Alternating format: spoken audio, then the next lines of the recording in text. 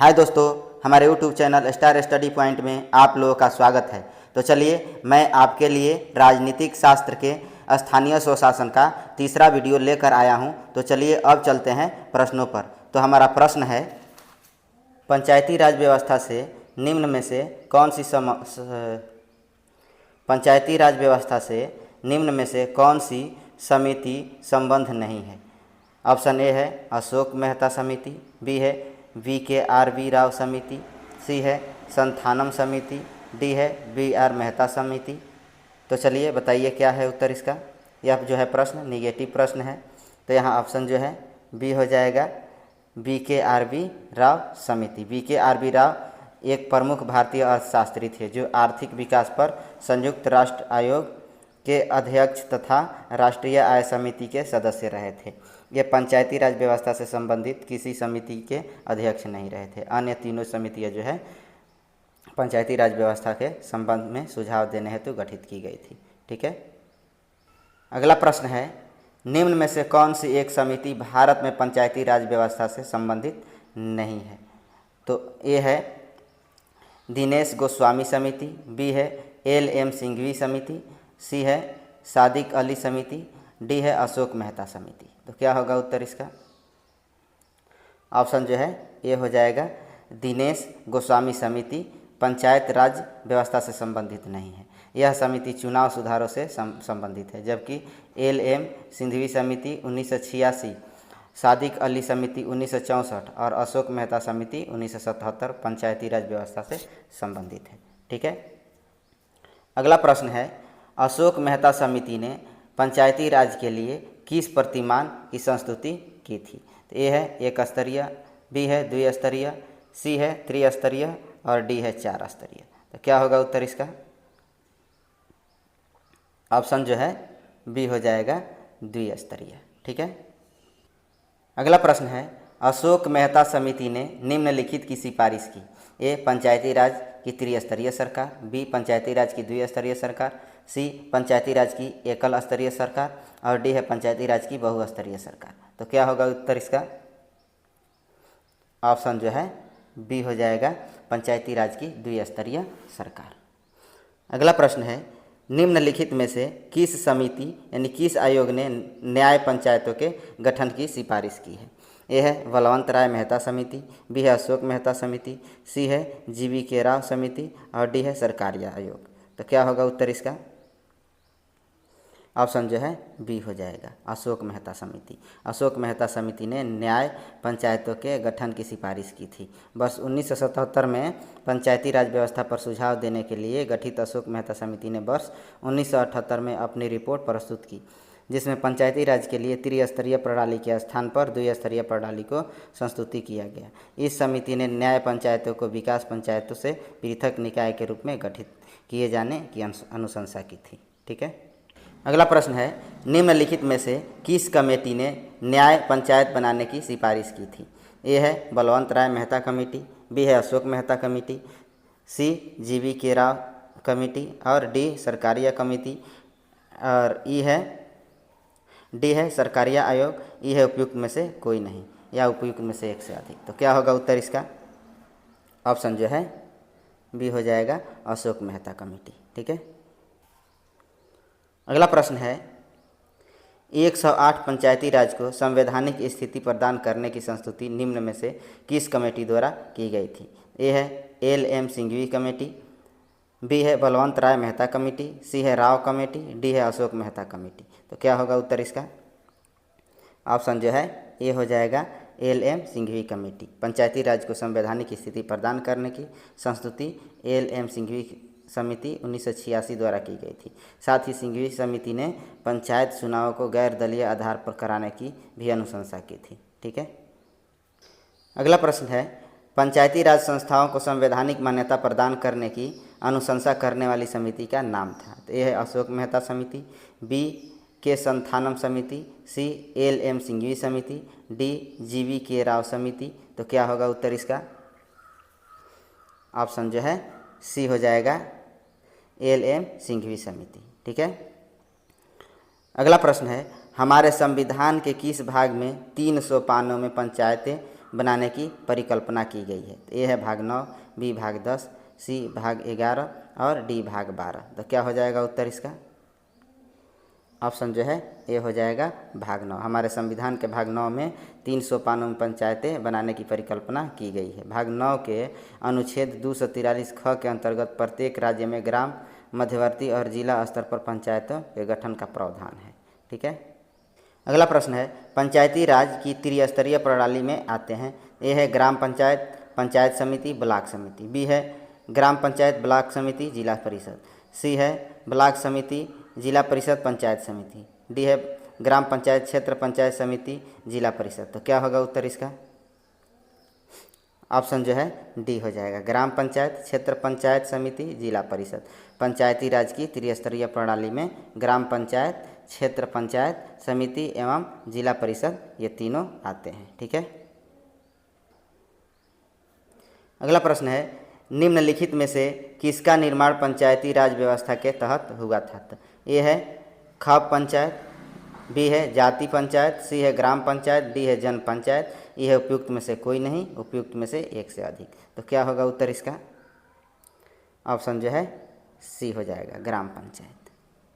अगला प्रश्न है, निम्नलिखित में से कौन संविधान के 73वें संशोधन में सम्मिलित है? 1 जिला पंचायत, 2 क्षेत्र पंचायत, 3 ग्राम पंचायत, 4 नगर पंचायत। कूट से सही उत्तर चयन करना है। तो कूट में है ए केवल 1 और 2, बी केवल 1, 2 और 3, सी केवल 2, 3 और 4, डी सभी। ठीक है। तो क्या होगा उत्तर इसका? ऑप्शन जो है यहाँ बी हो जाएगा, 1, 2 और 3। 1, 2 और 3 ये तीनों जो है हमारे 73वें संशोधन में सम्मिलित है। ठीक है। 73वें संविधान संशोधन 1992 द्वारा त्रिस्तरीय पंचायती राज व्यवस्था अपनाई गई है, जिसमें ग्राम पंचायत, क्षेत्र पंचायत एवं जिला पंचायत सम्मिलित है। जबकि 74वें संविधान संशोधन द्वारा नगर पंचायत, नगर पालिका परिषद तथा नगर निगम के गठन का प्रावधान किया गया है। ठीक है। अगला प्रश्न है, एक क्षेत्र पंचायत का क्षेत्र निर्धारित किया जाता है। ए है राज्य चुनाव आयोग द्वारा, बी है राज्य सरकार द्वारा, सी है मंडल के आयुक्त द्वारा और डी है जनपद के जिलाधिकारी द्वारा। तो क्या होगा उत्तर इसका?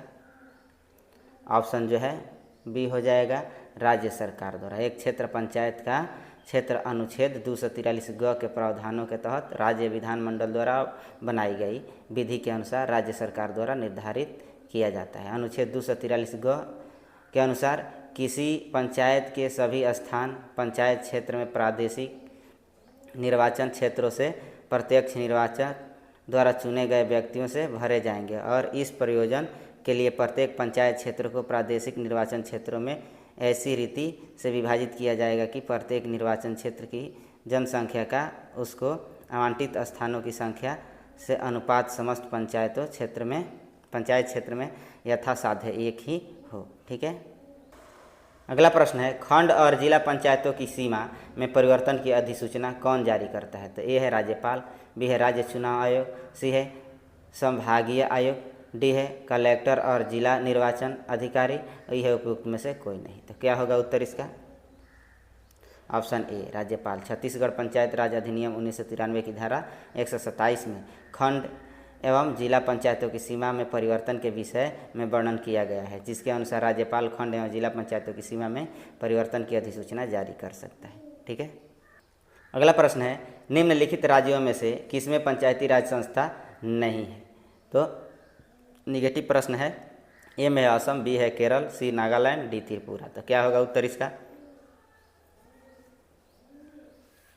ऑप्शन जो है सी हो जाएगा, नागालैंड। भारत में 73वें संविधान संशोधन 1972 के तहत वर्तमान में मिजोरम, मेघालय और नागालैंड राज्यों में पंचायती राज संस्था नहीं है। उल्लेखनीय है कि संविधान के भाग 9 के पंचायती राज संस्थाओं संबंधी प्रावधान अनुच्छेद 243 के तहत नागालैंड, मेघालय और मिजोरम राज्य पर नहीं लागू होते हैं। हालांकि इन तीनों राज्यों में जनजातीय परिषदों तथा ग्राम परिषदों का अस्तित्व है। ठीक है।